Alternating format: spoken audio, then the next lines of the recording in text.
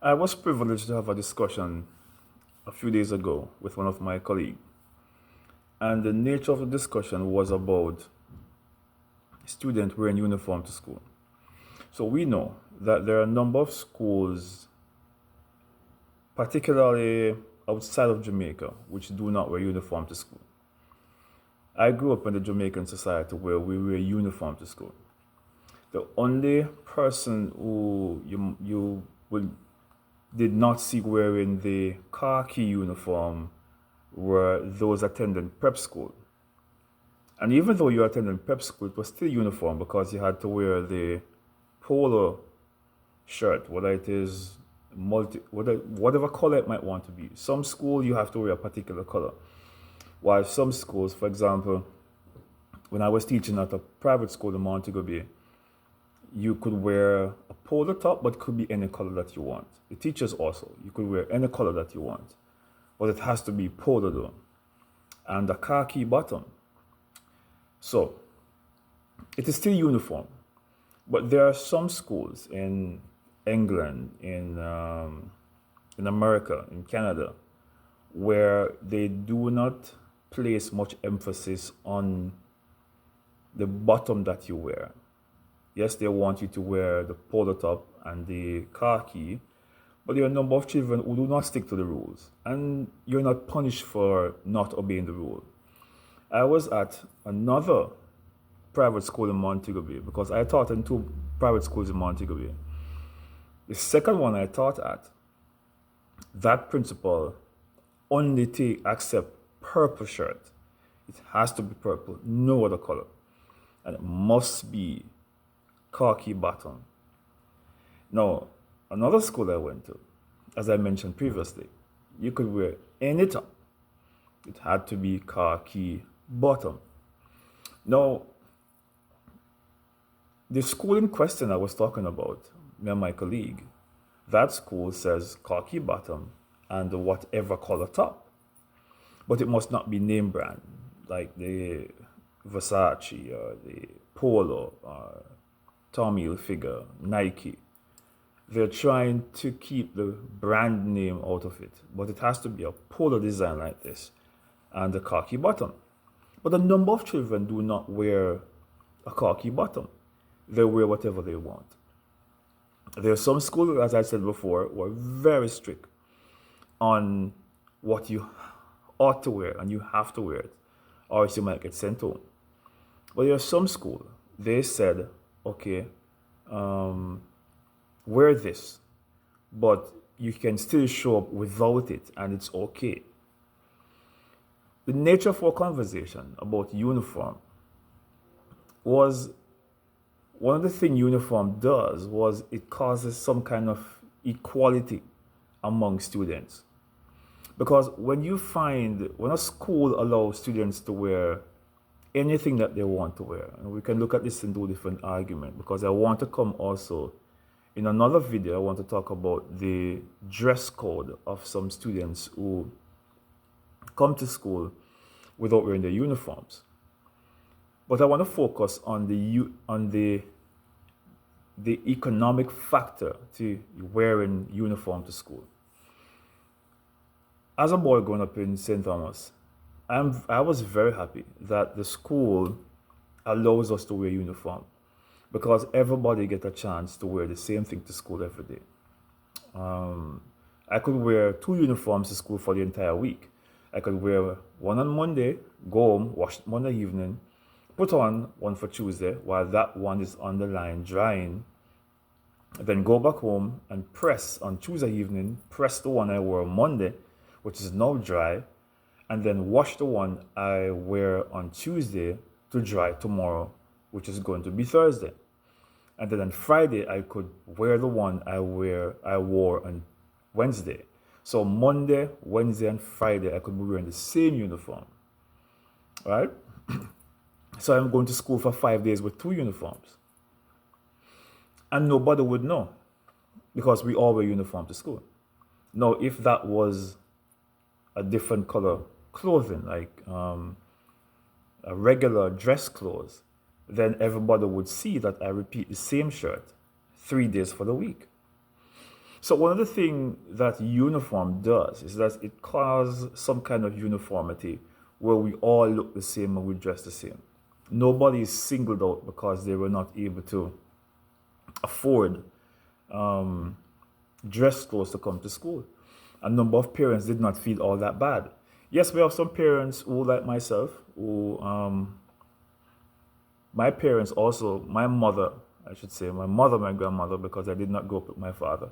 My mother, my grandmother, they might have felt bad when they're not able to buy me a new pair of shoes, comparing to some other children who would change maybe 2 or 3 shoes for the entire week. There were some students who were able to change different pairs of shoes per week, while there were others like myself who had to wear one pair of shoes for the entire week. It was not until I get a little older and I start going to the coffee farm during the coffee season and pick coffee, and during the holiday season, pick coffee and get money and buy my own shoes to go back to school, and then work in the summer to get money to buy my new shoes for September as well. Then I would have like 2 pair of shoes I can wear to school. That was when I get older, but when I was a smaller child, when my parents had to buy me shoes, I mean, of course they would feel a little bit bad when they're not able to buy you a new pair of shoes in time, because sometimes you wear one until the bottom start to burst, the heels start tearing off, several things. You have the mouth get damaged. Sometimes we kick stone, we kick football in our shoes, and the shoes get damaged and they can't buy another one as fast as they would have, or as fast as it is needed, and they might felt a little way as parents would, but I was still able to go to school and still look good because everybody was wearing a uniform. So though my shoes was probably not the best shoes, I was still able to dress like anyone else and go to school. And we all look the same, we dress the same, and we just go to school. While if it was not a case where that was so, I would have felt left out. I would have felt left out not being able to change a different 5 pairs of shirts for the week, or 5 different pants for the week, or 3 different pants for the week. Then that would have allowed some people to feel marginalized. It would have allowed some children to feel left out. It would allow some children to feel bad. It would have caused low self-esteem in a number of persons, and perhaps some children would not want to go to school wearing the same clothes over and over every single week until it wash out and start to look, a way in which you're uncomfortable wearing it to school. So uniform, I think, a uniform in Jamaica, and of course, a number of persons might think that schools in America do not wear uniform, or schools in Canada and England do not wear uniform. Yes, there are private schools in England and Canada and America and in Europe and all over the world which wear uniform. In fact, you have some schools which you have to dress in jackets to go to school. Yes, school, not college, school. I've seen it in China, I've seen it in Africa, I've seen it in a number of places around the world where children have to wear full uniform to go to school, particularly private schools. So yes, there are schools in overseas who they wear uniforms as well. But the majority of schools in developed societies like England and America and Canada and a number of places around the world, you dress in your regular clothes to go to school, and it's okay. And so what uniforms give children a sense of equality. You create a sense of equity among the different classes and races of people. To say, look, regardless of how much money your parents have, you can't just wear whatever you want. You can't be wearing your flashy clothes, your Jordans and your Nike and your Adidas and your Fila and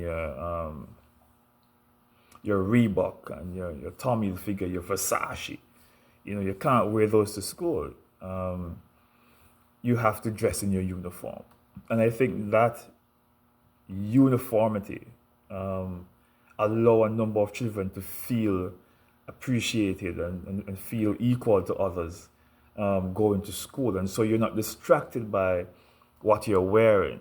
Of course, there were some boys in my school. I can remember when I was at Robert Lightburn, there were some boys. Some of them fathers were traveling farm work. And for those in Jamaica, you know that when your parents were traveling farm work, nice shoes was something that they normally get. Unlike now, today in Jamaica, it doesn't matter if your parents travel farm work or not. I mean, everybody's wearing a nice shoes. It's not like when I was a little boy growing up in the 80s and the farm worker's son were wearing nice shoes and everybody else was wearing like barefoot or slippers in the community on a Sunday. It's not so. The distinction is not so visible again. I mean, everybody's dressing nice these days. You can't even tell whose parents is going from farm work, from whose parents is not traveling, from whose parents has never gone anywhere before. Everybody's looking nice in Jamaica. And so Jamaica has come a far way, and we could talk about that at another time. But the uniform, it prevents the show off. But there were some boys, I can remember, on a Friday, when I was going to Robert Lightburn, on a Friday, you could wear your sneakers to school. Fridays is normally like a dressed on kind of thing. The rule is not so strict on a Friday. You wouldn't want to show up on Monday in a white sneakers, but if you wear your white sneakers on a Friday, sometimes the principal wouldn't really pressure you, that much as opposed to on Monday morning. You should show up in your black or brown socks and your black shoes, So there were some boys who they wait until Friday and they wear the nice sneakers to school, and it was a thing. They attract a certain audience. The girls gravitate towards them more, and they were able to flex their social mobility status in school. But it still didn't affect us that much. We didn't have it because we all wear uniforms, so we feel as if we're a part of the same thing. So uniform has its place, and we could talk about the other side of uniforms and versus being able to dress the way you want in another time. But my focus is to look at how uniform has its place, and uniform really make everyone feel equal, everyone feel a part. It did not cause any form of social segregation. It didn't cause anyone to feel as if they are worthless and they are useless or they're not good enough. What uniform does, it says, look, we're all together. We're all dressed together. We all look together. We're all in school together. We're all here to learn. And it's not about your social status. It's not about what your parents have. It's about you coming to school and we all work together to achieve the same objective, which is to get as much subject as we can possibly can so we can move on and advance ourselves. Those who want to go into business, those who want to go into the army, those who want to go into be civil servant, those who want to go into law, those who want to go into medicine, those who want to go and fly planes or be mechanics, and those who want to go into farming.